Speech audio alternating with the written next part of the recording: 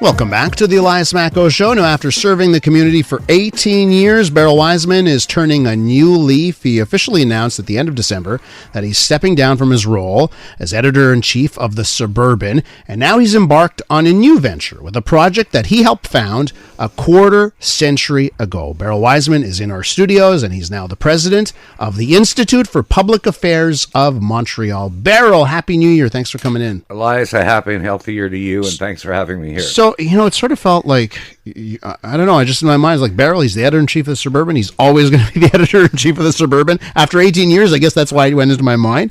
Well, 18 in Judaism, means chai, it means life. Mm-hmm. But it also means a time to change, if you want to make the change. But the interesting thing is, when the owner of The Suburban came to me in 2007, it was because of the work of our institute. And the agreement was every case and cause would get reflected in the pages of the paper, and we were doing a lot of the same things that I'll be doing now. A different concentration today, but that's how far back it goes. But couldn't you have continued down that path? Like, no. So you have a voice in The Suburban. I must tell you that sometimes things happen by serendipity or by divine grace. I don't know, but the past 2 years. I have to give a hats off to Amos and Michael Sochachevsky, the owners.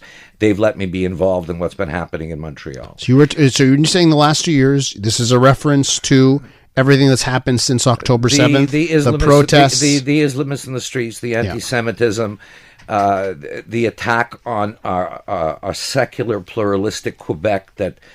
Remember, Barbara Kay, myself, and one other person I don't remember were the only three non-francophone commentators who supported Bill 21. That's how far. Hey, put me on that list. Huh? Okay. I've always been at the forefront of supporting Bill 21, but yes, I get your point. There were not a lot. And there was a lot of things going on, and from the beginning, I was assisting Neil Oberman on most of the injunctions. He very nicely said that I knew a lot of public law.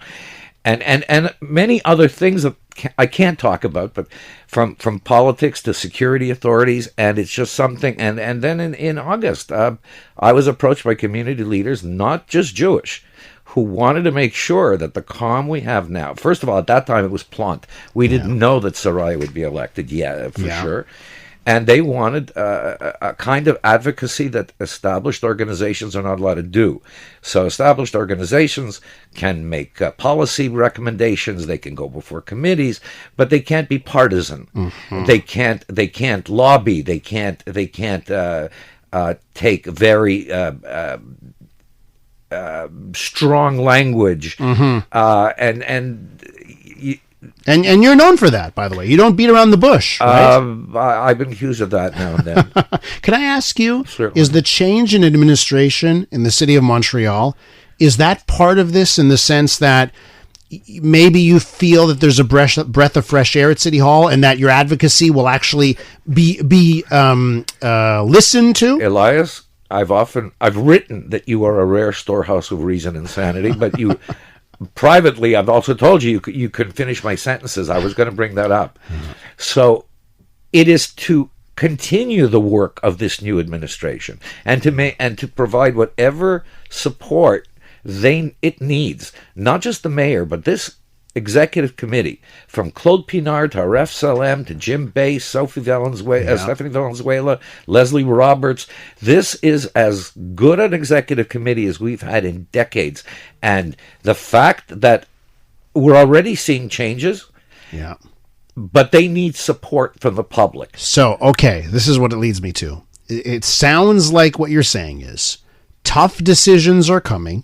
The city of Montreal is going to make some tough decisions that won't be popular with certain groups, and that they are going to need support. They're going to need vocal support. And again, not just from the Jewish community, from lots of people that say, you know what, City of Montreal, you're actually doing the right thing. Correct. And let me be clear on this. The Institute does not just do work for the Jewish community, although our priorities are fighting anti-Semitism, getting the thugs off the streets, but also to protect the secular pluralistic democracy Quebec has.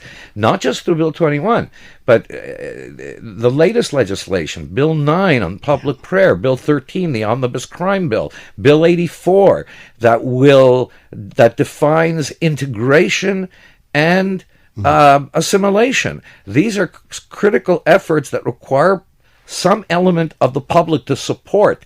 Okay. And it's not a partisan thing. These provincial laws, we are the only jurisdiction in Canada that is legislating against Islamism, against theocratic threats. So let me ask you this. We're with Beryl Wajsman. He's now president of the Institute for Public Affairs of Montreal, spent 18 years as the editor-in-chief of The Suburban. So on that front, Beryl, there are some things in those laws that some would argue, even people that were for Bill 21 and that are on board with many things that you believe, that would say, you know what, legislation's not the way to go. We actually already have laws in the books that can be used. We don't need more legislation, and it's actually a threat on free speech. And you come from the publishing world, your years at the Suburban. So would you, what would you say to someone saying, no, some of this legislation, new legislation, actually goes too far, threatens freedom of speech, and we already have all the tools in our toolkit we need to deal with this issue? We have all the toolkits to deal with criminal activities in the streets, like blocking traffic, like menacing people, like screaming death threats. If what was done to the Jewish community the past 2 years was done to any other community, including the black community, which I've worked for decades, I'm a Martin Luther King Jr. Award winner, there would be an uproar. So criminal law we have, to those who say that the provincial legislation, and let's concentrate on 21, 9, 13, and 84, take away any of those rights, have not read the bills. They haven't. Meaning that they don't go... Meaning they haven't read the bills. Meaning... No.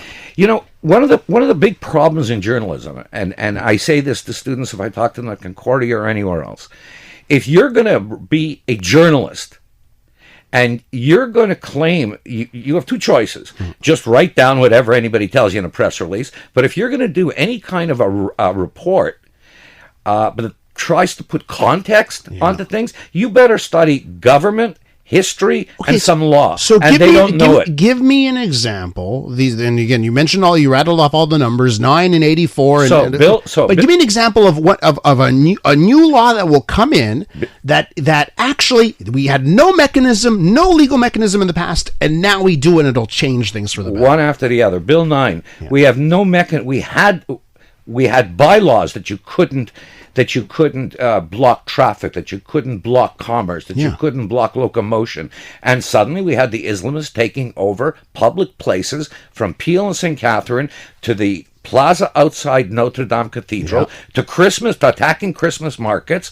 We had we had a bylaw. But isn't that the mechanism? That's not necessarily the mechanism because it's not criminal law. Yeah. So who enforces bylaws? This law says public prayer, sure. Public, repetitive, intimidative prayer, no. And there is an appendix that grandfathers in all kinds of things from, Tashlich for the Jews to the Greek Orthodox Easter where they march with crosses. That's all grandfathered in. Bill 13 simply is an omnibus crime bill that says certain... It's called patches in the gang world. Yeah. Certain symbols in public institutions will now be considered as a gang patch. Yeah. And those symbols are symbols of hate. They range from everything from swastikas and certain type. But here's another argument: is there's an argument to say, let them. If these people want to show us who they are and put it on display, that's better for everyone because we get to see it. I hate to say this, but people aren't smart enough to see it, and they get scared, and they're not courageous enough to fight it. Yeah. So when you have a government that's standing up and saying, look, we are a secular, pluralistic democracy, and nobody gets to intimidate anybody else with religion or threats of death, that's who we are. And that's why 84 was necessary, because 84 says... This is the tenor of our society. We want integration, and we want you to understand that it clearly says, we are not a multicultural society. We are a society that believes in Western pluralistic values, and you have to accept those if you want to come here. There's a famous speech that Pierre-Elliott Trudeau gave in 1995. I was involved with the Cité Libre group, the magazine he founded, and they honored him because of the 40th anniversary. And he says, he said in his speech, it was in French, but I'll give it over in English. My biggest failure was d'encastrer, to put multiculturalism in the charter. I always thought of multiculturalism, he said, as a compassionate way of teaching immigrants how to adapt to our Western values. When you put it into a charter, it becomes a political big trough for money. It has been manipulated over And the what years. a lot of people don't know, it was because of the notwithstanding trade-off to Levesque that Peter Lougheed wanted multiculturalism in the charter for his ethnic communities in Alberta. Beryl, listen, I'm sure we're going to have a lot more to talk about in 2026 in your new role here. I hope so. Thanks for coming in and filling our listeners in. I have a listener saying, wishing you the best for 2026 in this new endeavor, Beryl. I'm Dylan Playfair. And I'm Tyler Smith. We're putting loneliness in the penalty box by talking to some of our favorite athletes about the importance of friendship. This is Bromance. Bromance is brought to you by Charm Diamond Centers, proudly Canadian-owned and operated. Charm has been part of your love stories and bromances for over 50 years. And you can find Bromance on the iHeartRadio network or wherever you get your podcasts.